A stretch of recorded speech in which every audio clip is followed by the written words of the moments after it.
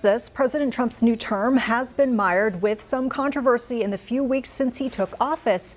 One of his first actions to receive backlash from both sides of the aisle was that decision to pardon January 6th defendants, including some convicted of violent acts against law enforcement officers. In all, the president granted clemency to about 1,500 people charged in the 2021 Capitol attack.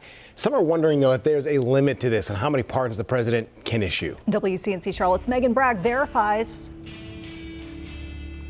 Presidents have the ability to grant clemency, which comes in the form of pardons and commutations. WCNC Charlotte viewer Myra W. asked us how many pardons a U.S. president can issue. So is there a limit? Let's verify.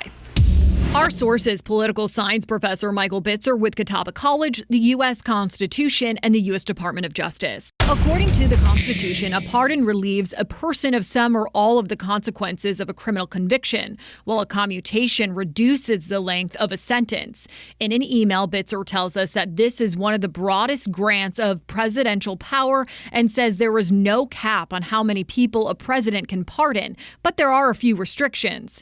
The Constitution outlines these, saying clemency may only be granted for offenses against the United States. And the president's clemency authority cannot be used in cases of impeachment.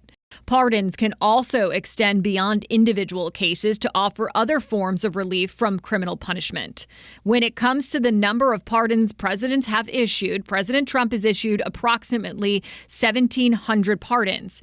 238 of those were during his first term. Former President Biden had 4,245. Former President Obama granted more than 1,900 acts of clemency during his two terms. And former President George W. Bush had 200 pardons. So no, there is no cap on the number of pardons a president can issue. With your Verify, I'm Megan Bragg.